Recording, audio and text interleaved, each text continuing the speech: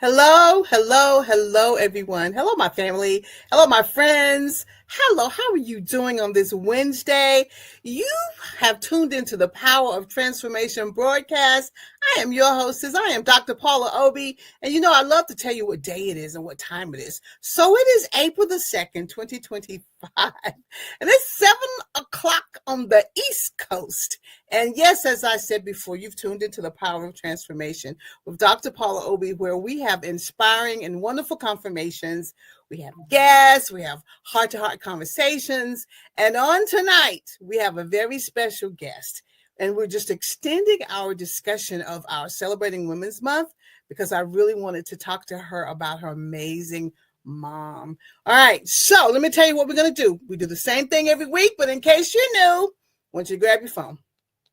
We want you to send a text, and we want you to tag someone, and we want you to tell them that the Power of Transformation broadcast is on with Dr. Paula Obi, and they do not want to miss it. Now, if you have a moment, you can give them a call, but if you don't have a moment to give them a call, just come on back. And when I tell you to do something, I do the same thing, and we're going to see you in just a few minutes. Take care.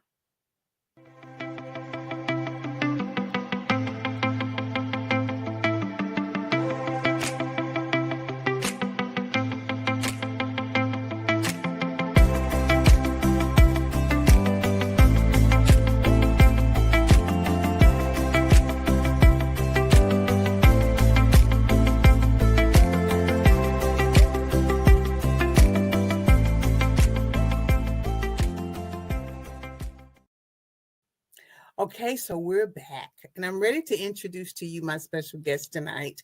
I'm so excited because I met her a few years ago, and her godmother and me, we were just the best of friends. So we talked about her goddaughter, and she absolutely loved her goddaughter. So I'm going to bring her in. We're talking about Minister Dawn Barnes, and we're going to have such a great conversation. So Minister Barnes, will you just come in and join us? Hello. Hello. I'm so glad that you were able to join us. We're celebrating Women's Month, and there's so many things we could say about all the wonderful women in our lives. Definitely your godmother, but I want to talk about someone even closer to you than your godmother. And that's because I knew about her. I was around her for a while, and that is your mother. I absolutely love her. Look at that picture. Oh, Isn't that great? And they used to call her the queen because girls were always dressed from the head to the toe to the fingers. Everything was always in order and matching. She was just Divaville. Yes. I just love her. Let's talk about her just a little bit, Dawn. Talk to me about her. Well, first of all, thank you for inviting me on the show tonight. My mom would be elated. She would be on the front trying to get in and be a part. And just so grateful to you for having me on. My mom was definitely my shero. Yes. She was everything to me. Yes. And I remember, she's shared so many things with me over life and over time. But I remember as a little girl, I had a brand new bicycle for Christmas, right? Mm-hmm. I didn't know how to ride the bicycle. My mom taught me how to ride my first bicycle. That's an impressive moment, right? Yes. She got on her bike, on my bike in our living room and showed me how to do it. And then she took me outside and put me on the bike and mimicked what she had showed me and stayed with me until I got it. I will never forget that. She was the first person to teach me how to ride my brand new bike. And I knew from then on, my mom could teach me anything and I would be okay. There you go. At that time.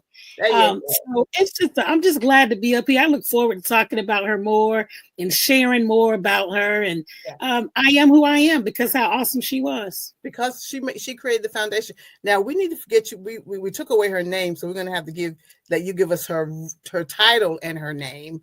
Okay. So who she is. So we got so excited we took the name away. My mom was definitely active in the church. And so she had two titles in her church. She was a deaconess as Yes. well as a missionary. Yes. And her name was Sandra Barnes. Sandra Barnes. So some people called her Missionary Barnes, and some people call her Deaconess. But she was more known as Missionary because she was definitely a missionary. And her name, Sandra, means helper. How Yeah. fitting. How fitting was that for the lifestyle and the legacy that she left behind and she laid? Absolutely. Now, look, can I tell you how I met her? And then we'll come back to you with your story. Please, I'm please. thinking over. I had joined the church, and I was sitting in the middle, and she was over in the missionary part section, and I was sitting there. I was enjoying service, and when we got to a part of the service, she came sashaying over to me, the sashaying with those heels, and she was like, "Hi, Sister Paula." I'm like, "Hi." She said, "When is your birthday?" Oh, wow. So I told her my birthday, and she said, "Thank you." Then she went sashaying back over to her seat. I'm like, "That's cool." But what I loved was within 1 month Mm. before my birthday, she brought to me one of the most beautiful cards. And she brought it to me right before service. So here I am looking at the card, crying and weeping and weeping and crying. Because when people care about you enough to give you something, and Yes. don't you know she had little monetary love in there too? Yes. I'm like, she does not know me. Yes. But her love for me, we had an instant bond. And I think I got cards from her every month, and they were so meaningful. And I thought, there you go. That's the Mm-hmm. queen. That's the That's my queen. story. And of course, on my birthday, I got a little bit more love, but it was beautiful. I was impressed. I'm so glad you brought that up. That's a sweet story. And I'm telling you, so many people experience that love from her. So my mom loved birthdays, and she has passed that on to me. I love birthdays. My mom started a birthday club before there was a birthday club. Now we have birthday clubs. My mom started that at her church, Deliverance Cathedral of Love. Mm-hmm. Pastor Bishop M.S. Nesbitt. She just wanted to make sure that everyone was touched on their birthday. So she started a birthday club where she got everyone's birthday, not just in our local church, but the surrounding churches that also were a part of our fellowship. And Wow. she would send the cards out just in time to make sure you received your birthday card on time. My mother did that for years. Wow. And as a result of that, people even on her day, on her funeral, people were talking about that birthday card and how Yes. much it meant and who's going to continue it. And I mean, how do we follow in her footsteps just with the birthday card? So yeah, she did so many small things like that that grew to be extremely huge and They were impactful. small, but they were impactful. There you are. There were small things, and there were things that meant a lot to me. I kept all of mine until I moved, and Lord Mm. knows who knows where the box is. But I kept them all because the words were always so important. But for someone to just remember your birthday, and everybody in the church remembered everybody's birthday. Everybody had the same conversation. Like I had that. She's been remembering my birthday for years, so Right. it just made me happy to be around someone who cared about us Wow. in that way. Yeah. I heard I mean, when you live with someone and you grow up with someone, you don't always get to see the fruit of their labor because you see them every day. Like I didn't see her mailing out the birthday cards. I didn't even know she was really doing that until she passed away and everybody was talking about it. But she has done so many things for people and helping people that still coming up now, still coming up now. Yeah. Just a phenomenal woman who really had a heart for people. She was born a missionary, She was and born a she had a missionary. love for people. And she was always smiling, and I just that warm personality. And I talked about it, a little bit yesterday about how if we want people to come back, then guess what? You have to be warm. You have to That's be loving. right. You have to be kind. And there probably were so many folks who returned to that, Wow. environment because of her. Wow. And she was the one where everybody would go say hello to. You know what I'm saying? Wow. You always Right. say hello to her. Right. And she was always dressed, honey. Dressed to the nine. From the top of the head to the toes and everything in between. You could not touch the wardrobe. I'm like, I don't know who she is, but that's a dressing woman right there. She loved to shop. I mean, she was known for that. She loved to shop. And you know what? My mom did not spend a lot of money when she went shopping. She knew how to find sales. She knew how to purchase during the off season. And then she would bring it back in season. I mean, just a thrifty shopper, but always was super fly. And she never spent much money. I was like, Mom, how did you even get that? She was like, I got that 3 months ago. Okay. So nonchalant. Yeah, nonchalant. And it was amazing because I don't even know if I ever saw her wear the same thing twice. Probably not. And the pocketbook and the shoes were matching. And there were times with the gloves. I'm like, girl, I bow. Yeah. My sister always tell me, it's just two of us. My sister's Mary, and she always tell me, you're just like your mom. Yeah. So when you said my mom was sashaying across the church, that was truly her. And my sister always say, oh, you're so girly like your mother. But she loved her children, right? And she was a mother that really took care of us and really made sure that she laid the foundation so that we could, when we grow up and when we moved on in life, we had something to hold on to. And so that was important to her. It was important for her to stay home and not work a job. So my father allowed that. And she made sure we ate breakfast every morning. Mm-hmm. And because of that, I still eat breakfast every morning. That's an important meal to me. The other meals I can wait on, but breakfast I have. But that's how she trained us and she taught us. And we used to get we would go to school. So you know how my mom dressed, right? Absolutely. Okay. So she embarrassed us because she dressed us like that for school. Wow. Oh, did anybody take pictures? I hope not. I hope not. So oh my God, Mom. So she truly embarrassed us, but we had all of the different barrettes to match our skirts and our blouse and the shoes. And I think at that time they were called stockings or leotards or whatever. Yeah. I was like, Mom, I could not wait until I made it to high school so I didn't have to dress like But you know what? So, it's amazing because she was like, if I'm going to be the queen, my princesses are going to be like me. Oh, my goodness. And she thinks that she would make my sister and I do, because I'm referencing this because you talked about how she sashayed through the church, right? Oh, yeah. So my sister and I, every day, we would have to practice walking properly with a book on our head. Oh, my goodness. To make sure our posture was correct. Yeah. And to this day, I still walk with my head up. And somebody said it. Somebody was laughing one day and said, "Why do you walk with your head up all the time?" I'm like, "That's how I was raised." That's how you were trained. But she really thought it was important that we presented well, we looked well, we spoke well, and we carried ourselves as a little lady. I had all the gloves, all the different colors, the lace, all of that. Because it was important to her to lay that foundation for my sister and I as young ladies to grow into beautiful women. And for me to say sachet, that means it was a distinctive walk. Amen. I mean, it was several feet and she just walked over and then she walked back. And if she got up to walk again, it was the same walk.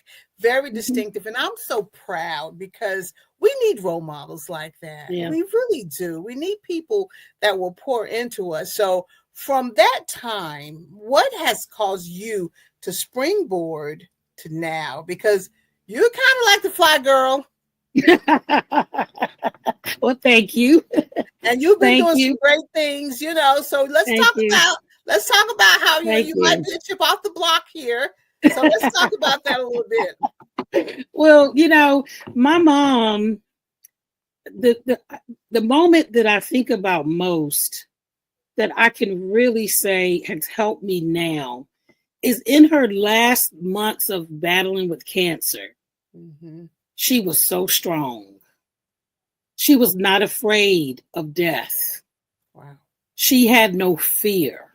Wow. And she spent many months talking to me about taking care of my family, which is my sister at that time, sister, my nephew, and to never give up on my dreams and in my ministry. And those conversations are what I hold on to today. Mm-hmm. Mm-hmm. And that is what has helped me. I'm a cancer survivor, kidney cancer survivor, had to have my kidney removed.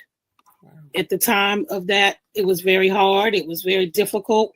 But I remembered my mom was an 8-year cancer fighter.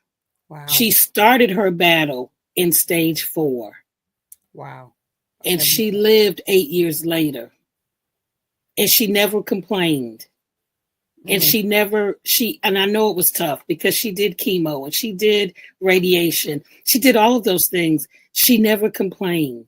She would always remind me that God is in control. Yes, yes. Even through heartaches and disappointments and all of the trials and tribulations that she experienced her last couple of years, she never complained. And that is why I am who I am today, because I had a role model to see how to go through tough times, how to embrace death with courage, how to be strong in the midst of a divorce, how to deal with embarrassment when the family was falling apart.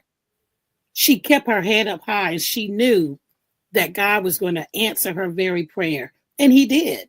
And he did. And she kept that smile on her face. You brought back a memory because there were several memories, but you brought back a memory where they had gone to visit her in the hospital and they were laughing because she dressed up. Yes. She knew they were coming and she dressed up. She dressed up for everybody. They know with her hat on and everything. Somebody took a picture of her hat and everything in the hospital bed. That was her. That was her. She never wore a hospital gown. That's a no-no. If I knew that they were keeping her, we had to bring certain gowns and robes and slippers. I mean, not just regular slippers. These are shiny slippers and leopard print. I mean, that was just who she was. And she's such a humble woman. Never haughty, humble. Very, very, very, very humble.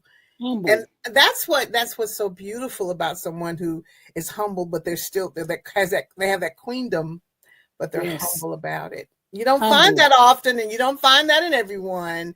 But what an impact she's made! Now, I was just around, but to be in the family, I'm sure that's just amazing to have those memories. And now you've been able to go further, standing on that foundation, standing on the words, because now we're the legacy. We're the legacy. Yes. Yes, we're the legacy. We're the legacy. And I was talking about that just the other day of how I still remember the words that my mom said to me, the last 2 weeks of being in the hospital. She did this crash course. Yeah. They start telling you things. They start telling you. Mm-hmm. I don't know if I want to hear this. I don't know if I want to hear this. But, but they're preparing you. And I still hear those words. Yes. And it built the foundation. Be strong. All of those things that she said, just like you're saying. And look where you are. Yes. It was a seed. It's a seed. And it was planted in fertile ground. Yes. Look at you, Dawn. hanging out in a big city. Hanging out in a big when city. I was there, for some reason, I don't know if you were there when I was there, but I didn't look you up. But I knew that you were doing well because of your godmother, and I was happy Yes. for you. And Denise, my godmother, was just such strength for me during the loss of my mom, during her passing. And she would just continue to remind me, you can do this. Because my mom, my everything. She was my best friend, a role model, Shiro. She's my angel even now. She's always been everything to me. And at the end, after she passed away, I had a rough time. Yes. It was hard for me. I went through a really low moment because I really know how I could make it with her. Right. And she came back to me one day when I was in my. Now she scared me because I wasn't expecting that. Like, Mom, you could have you could have did this and that. Right. Now it scared me. I turned on every light in the house. But I needed her to come back, and she came back to me, and I've never shared this live, but she came back to me and she says, Dawn, I'm happy. And she had on this beautiful white flowing gown, and she was just dancing around. You know how she used to dance at the church. Oh, yeah, yeah. I was going to say. I remember. You know how she used to dance at the church. She was just dancing around and sheepy. And these are the words that I live on today. She looked at me and she said, get up and live. Wow. Get up. In that mother voice. Get up and live because I'm happy. And and those were the words that kicked me out of depression, that kicked me from just giving up. And I started getting myself together, and I started coming alive again. And I started becoming the person that she always raised me to be. But it was those, I will never forget it. She says, get up and live. And I am happy. What an amazing story. Boy, that tell you that just gives me some hope. Yes. It tells me a whole lot about the love. Yes. That does not end. It does not end. And now they're angels, but they're watching over yes. you. And they know when they need to speak to you because maybe you've gotten stuck. Right. And that's their job. Now that they're guardian angels, that's their job. Yeah. She know her daughter. She knew could nobody do it but her. And so she had to come back, like, let me get this girl together. Because I was sinking.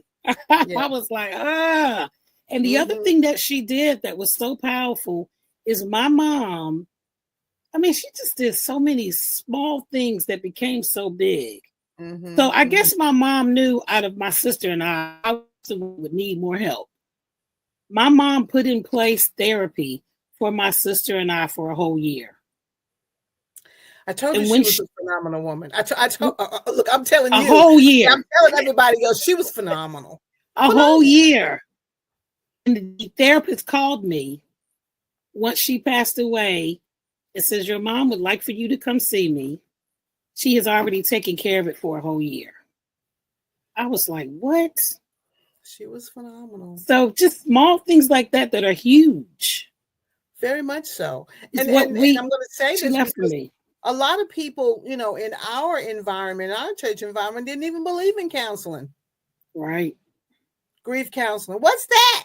Right. What's that? Just go over in the corner and sit down and be still. That was their, just pray about it. And I'm in addition to the prayer, and I'm so grateful that her vision for you and your sister included that kind of assistance. I didn't get it till much later, so I was, much crazed by the time I had a whole lot of layers to dig through. But that just encourages me. She was one of a kind. She left a strong life insurance policy because she didn't want us to suffer. Wow. She left therapy because she didn't want us to be crazy. We needed somebody to talk to. We needed someone to get through that journey. She knew we would need help. And those things are important. As we're living, walking this life, if we want to help somebody that we're leaving behind, those are the things that you want to do. Those are the things you want to do. Absolutely. Mm-hmm. And so that foundation and that role model was what you now have been sharing with someone else. When someone Absolutely. loses a mother, I'm 9 times out of 10 the very first person they will call if they know my story. Because they know that I'm going to resonate with that spirit. Yes. And they're going to ask me how I made it, and I'm going to tell them. Yes. I'm going to share. Mm-hmm. And I'm grateful for these stories because this is the love that our mothers showed when they needed it. Yeah. And now they're showing as our guardian angels. Yes. I don't even want to talk about the times when she had to come back to me and peel me off the wall. But that's their job. That's their job. Yeah. I was an only girl. I had no sisters. I was the female in the family, so she knew she had to come and grab me because I was going down like in sinking sand. That's right. That's right. That's right. For the dreams, yes, and I'm grateful for the conversations, and I'm grateful that I just did not give up, and neither did you. I did not. That's why we celebrate them. Yes, they're our unsung heroes. Yes, absolutely. And, her homegoing service was a perfect example of the life of an unsung hero. Yes. There were people there from all over the United States. I mean, there were so many people there that people were outside standing up wanting to come in. Yes. And the service was non-traditional because her lifestyle touched so many people across so many different eras, so many different ages, little kids, adults, seniors. I mean, even her doctor came to her homegoing service, in which he doesn't do a lot, but she made such an impact everywhere she went. A good impact. A good positive impact. Mm-hmm. Even in the rehab where she died, the people knew her. She was like the mayor. Now, she's a quiet lady, but she's a powerful lady. But she was like the mayor of the rehab. Apparently, she was giving gifts to them too. I'm sure she was. and she was a giver. Yeah. Loved to give gifts. And she would do so. She said, well, here, darling, happy birthday. And you're looking like, and I don't know if one time, I don't know if I'm making this up or not, but it came back. She said, well, don't open it in here. She probably did say that. She always wants you to have a private moment. Yeah. Don't open, just put it in first. Mm-hmm. I love these memories. Let me tell you something. I call these precious memories. I call them important to my ability and your ability to be able to shine because of them. Absolutely. That's why we're here. That's how we got here. Look, their blood is not just the blood running through our veins, but their personality and what they put into us. My mom only had 11 years. Wow. With me. She had to do a lot of work before she left here. A lot. But I still remember. Now, you had yours a little longer, but that's okay. My mom, she didn't talk hard or strong, but when she spoke, you listened. Yes. So my dad was a disciplinarian in the home. But when something really needed to get done, mom stepped in. I wasn't afraid of my dad. I was scared of my mom because she knew what to do to get you corrected and to get you in place. And I remember one time it was a holiday season and there was a family that didn't have Thanksgiving dinner. And my dad talks about this sometimes, and sometimes in some of his sermons. My mother, because she did two or three of everything. At Christmas, we had 3 Christmas trees. For dinner, we would have ham and chicken and turkey, and she just always did a lot. She took half of our meal. She took half when she found out that family didn't have anything. She took half of our meal and delivered it to that family so that they also could have Thanksgiving dinner. I believe it. I mean, it wasn't planned. When she found out about it, they're making some changes. And the next thing we knew, my dad was going out the house to somebody's house to deliver some food so that they could have a dinner. That's just unheard of. People just don't do that anymore. She was one of a kind. And I mean, and I'm being serious. When you walked in the church and she was sitting in the pew, your head would go up because her presence was so huge. Wow. And when she turned her head and smiled and waved, right. Right. She just had a great purpose in this Yes. world. And I'm so glad that I was able to have just a little bit of her time. Not much, but I remember saying, I kind of want to be like her. Definitely want to dress like her. Right. Definitely that was right. That was very nice. But her personality as a Christian woman, yes, was someone I wanted to emulate, because I did not want to emulate everyone. I will tell you that right now. This is my show. Some of you, no, but she was on the yes list. Yes. Genuine, real, just that person that you will always remember, that woman of God. Yes. And she was the same. Whatever you saw at church, she was that same person at home. I believe it. She was the same. The same person that now when she would come to my school because I didn't do something right, everybody knew, your mom is here. Your mom is here. Baby, she would show up at that school. She raised her kids. She loved her kids. She would show up at that school. You better act right or you will be seeing her. But even at the school, she was the same. Mm-hmm. The teachers loved her. And I have relationships with teachers now because of my mother and her relationship with them. Yeah, she was special. Years later, I still have their telephone numbers and I still call them. I mean, we're friends. Yes, all because of my mom. Of your mom. Who can say that? My mom was a social butterfly in the family, and she connected you all. That's wonderful. Right. Because I was bad at school, so she had to get that straight. She had to go take it. She said, "Let me go down here and take." Look, I remember we used to have a little figure. Let me go down here and take care of my daughter. That's right.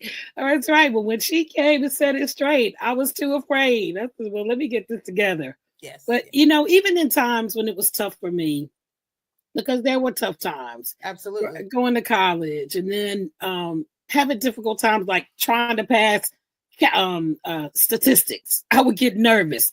Mom, this is my second time taking this class. Do it again. Yeah. I took statistics 3 times because my mom said, you're not going to give up. That was the last class I needed to get my undergraduate. And I was like, Mom, I can't do this anymore. And she says, yes, you can. And I took it again and I passed it with a B. It's those moments when you're at the end and you feel like you can't do it anymore. She would speak to my spirit. She would call me up. She would push me and she would help me cross over. And those are the moments that you live by, because now I want to push somebody else over. I want to tell somebody else they can do it. And now you know how. And now I know how. And you can say, my mom pushed me. Yes. So now I can push someone else. No was not an option. No, so I tell people my mom built the foundation. I'm not going to tell you all the components, but one of the things that she said to me that I am going to share, because I think it's kind of funny, she would say, don't be like them. She said, don't be like them. And she called names. Wow. And I said, ooh, I thought she liked them. What she said was, don't mimic their behavior. Yes. That's what she meant. So it caused me to, for the rest of my life, go, I wonder what she meant. But when I became an adult, right, I understood what she meant. That being like women and their behavior and their character was not going to serve me well. And she was right. So those words are so important. What she said, you're going to make it. You're going to make it. You're going to make it. Yes, you can. Those words are important. There are a lot of people who do not hear those words. Yes. I'm telling you, they resonate with me. I mean, especially when I was in that cancer battle, Yeah. because I Without could just her. remember how she did Without it. her. Yeah, without her. Yeah. And I said, well, my mom did it. I can do it. Yes. You Yes. know, I can do this. Even when Yes. I felt like I couldn't do it, I was like, I can do this You do this. because I saw her do it with grace. And I said, Absolutely. I want to be just like my mom. I Well, you want to have go done a through good this job. with grace. You have Thank done a you. good job of emulating her. Now, Thank you. I don't know what else you want to say about her, but I'm going to sit and let you talk for. We got about 3 more minutes. I'm gonna just, because there's so much that can be said. But when I think about the well-roundedness of this young lady, I'm going to call her a young lady. The beauty, the fashion diva, the minister's wife, the missionary, the deaconess, the shoulder to cry on. There's a long list in my mind, but she wasn't my mother. I'm talking like she might have been my mom. I'm gonna let the daughter speak. You know, my mother taught us to love one another. Love was important to her. Family was important to her. And she taught us to love family and to be there for family and to be forgiving and to not hold grudges. There are a lot of jokes on me because I don't hold grudges. You Wow. can do me so bad and I'll address it and deal with it, but I let that go because that's how my mom taught me. Wow. Don't hold grudges. People do things for many different reasons, and you never know what their story is or why they are responding that way. So Okay. love people because love is that thread that they're missing. That's that piece that they need. And Hmm. love will bring them back to where they need to be. And that's how she taught my sister and I love. Wow. Love was important to her. Love your church, love your family. Like I never church hopped and went to this church and went to that church. And no, my mother taught us stay at the church where you're at. And we would laugh. She says, the one thing about it, at least you know the devils that you're dealing with. And we would laugh. Well, she's right about that. She said, at least you know the Sad about devils that that, you're dealing with. missionary Mars. I'm always sad about that. Yes, yes, yes. She said, at least you know the devils you're dealing with. But her point was be consistent Be consistent and be still and and grow stabilize yourself and grow. and grow. And because it's the challenges that help you grow. She never missed any of my, because, you know, when I was younger, I did a lot of concerts and shows and promotions. And my mom was at every show that she could make it to until she started getting ill. My father and her would come. My family would support me. She was a great supporter. If I was in New York, if I was in Jersey, if I was in North Carolina, wherever I was, my mom was supporting me. And if she couldn't make it, she was on the phone with me for that event or before that event. So, you know, I guess the one thing that I would say that means so much to me about my mom is her love. Yes. Her love. Yes. Everybody knows the story of the huge breakup that my mom experienced with her marriage. But it was love that brought it back even before she died. And the one thing she told me is love your father because he is your father. Whatever happened between me and him was between me and him.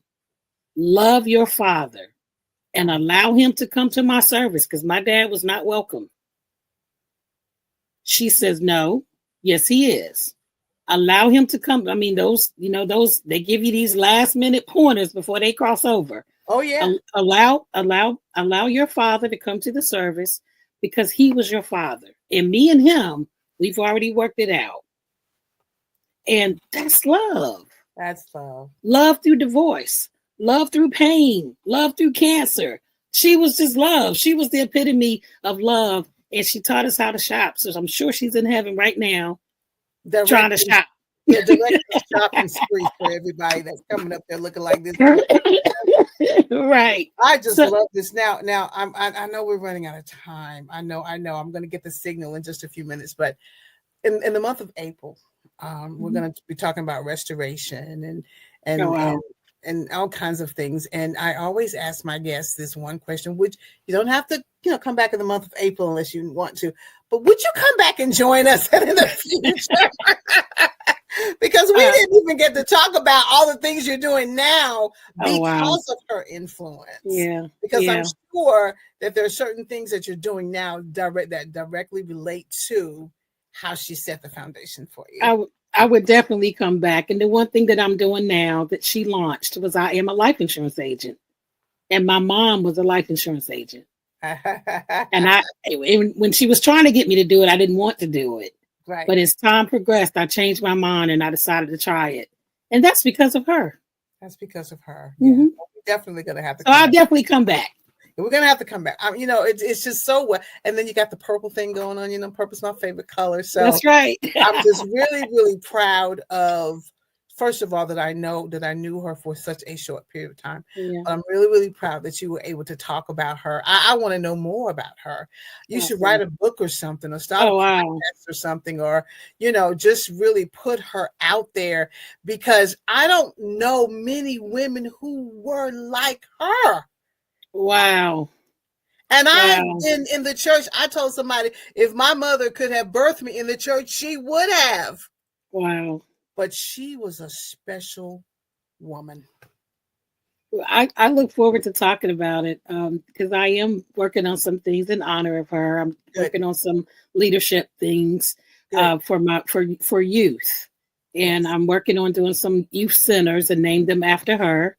And some scholarships. So I am definitely working on some things behind the scene to keep her legacy going. One of a kind. All right. I'm so excited, and at this particular time, the power transformation train's been chugging along, happy, singing, but now I'm going to have to turn it around and bring it back into the station. And as I'm turning it around, I always say that this broadcast, the power of transformation, is based on an excerpt from Romans 12:2. To be transformed by the renewing of your mind, which is what she was doing with you the whole time. Renewing of your mind. And you have to trust the process in order for the transformation to take place. And now that we've completely run out of time, and I'm so thankful that you're going to be joining us again, Pastor Dawn, in the future. I want to tell everybody, I want you to look at this podcast more than once. Because I'm sure that there's probably one person who will remind you maybe of Missionary / Deaconess Sandra Barnes. But if there is someone who shows you love, you show them love back. Mm-hmm. You forgive. That's her legacy. And Dawn is her legacy, and she'll be back to tell us more. And that's all I have for you tonight. Dawn, thank you so much for joining us tonight. This has been definitely a privilege. You put a smile on my face because I'm seeing her and I'm feeling the love. I'm feeling love. Oh, good. Right, everybody. I'm so excited. Thank you, Pastor Dawn. We're going to see you next week at same time, same station. And we're going to talk a little bit more. And we're going to have Pastor Dawn back really soon. Good night, everybody. Y'all take care. Bye-bye. Good night, everyone. Thank you.